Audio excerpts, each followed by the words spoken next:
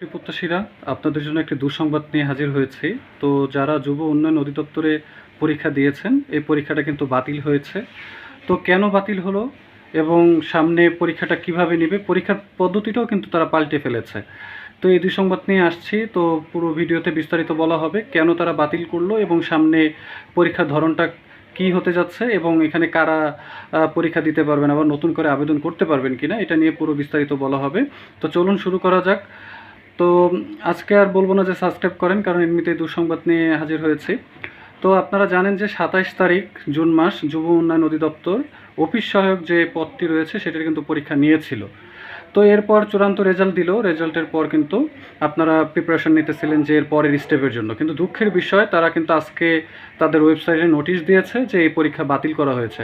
কারণ হিসেবে বলা হয়েছে যে 5 নং তফসিল অনুযায়ী তাদের আসলে মূলত লিখিত পরীক্ষা নেওয়ার কথা, কিন্তু তারা এমসিকিউ টাইপ পরীক্ষা নিয়েছে। এই কারণেই এই পরীক্ষাটা বাতিল করা হয়েছে।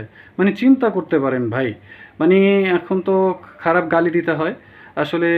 বলতে হয় যে তারা কি নেশা পানি করে কিনা, কারণ তাদেরকে এটা মাথায় স্মরণে ছিল না যে এমসিকিউ হবে না লিখিত হবে। এই যে প্রার্থীগুলা আসলো গেল, যাওয়া আসার ভাড়া সারা একটা দিন গেল, হ্যাঁ, এই যে যে একটা একটা হ্যাসেল করা, মানে এইটার দায়ভার কে নেবে, মানে যা বলতে মনে চাচ্ছে। তো যাই হোক, তো তারা এই কারণ হিসেবে এটি জানিয়েছে যে তাদের আসলে এমসিকিউ পরীক্ষা নেওয়ার কথা ছিল না, তাদের লিখিত পরীক্ষা নেওয়ার কথা ছিল। তো যারা চূড়ান্তভাবে টিকেছিলেন এবং যারা আসলে টিকতে পারেন নাই তাদের জন্য তো সুখবর, তবে যারা চূড়ান্তভাবে টিকেছিলেন তাদের জন্য দুঃখের বিষয়। সবাইকে কিন্তু আবার পরীক্ষা দিতে হবে। তারা পরীক্ষার টাইপ পাল্টে ফেলেছে, যে এবার তারা বলতেছে যে লিখিত পরীক্ষা নেবে। তবে পরীক্ষা কবে নেবে সেটার কিন্তু তারা এখনও চূড়ান্ত ডেট দেয়নি। তবে রিসেন্টলি হয়তো বা 1 থেকে 1.5 মাসের মধ্যে কিন্তু পরীক্ষা হয়ে যেতে পারে, অনুমান করছি। তো আপনারা প্রিপারেশন নিতে থাকেন। তো তারা বলে দিয়েছে যে বাংলায় 20 মার্ক, গণিতে 20 এবং ইংরেজিতে 20, আর সাধারণ জ্ঞানে 10, মোট 70 মার্কে তারা আবার পরীক্ষা নেবে। তো এইখানে নতুন করে আবেদন করার সুযোগ নেই। যারা আবেদন করেছিলেন, যারা টিকেন নাই বা যারা টিকেছেন, সবাই কিন্তু আবার নতুন করে লিখিত পরীক্ষায় বসতে হবে। লিখিত পরীক্ষার মাধ্যমেই চূড়ান্তভাবে কিন্তু তারা আবার ভাইভাতে ডাকবে, তারপরে কিন্তু নিয়োগ হয়ে যাবে। আশা করি বুঝতে পারছেন। তো আসলে এটা কোনো সিস্টেম হতে পারে? মানে একটু চিন্তা করেন যে তারা কারণ হিসেবে বলতেছে যে এমসিকিউ টাইপ পরীক্ষা নেওয়ার কথা ছিল না। ভাই, এই খেয়ালটা কোথায় ছিল?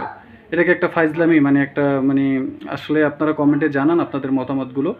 তো যাই হোক, সর্বশেষ আপডেট এটাই যে যুব উন্নয়ন অধিদপ্তর অফিস সহায়ক যে পদের পরীক্ষা হয়েছিল এমসিকিউ টাইপ 27 তারিখ, এটার রেজাল্ট যে চূড়ান্ত দিয়েছিল এটার পরীক্ষা কিন্তু বাতিল করা হয়েছে। তো আপনারা সবাই প্রিপারেশন নিতে থাকেন লিখিত পরীক্ষার জন্য।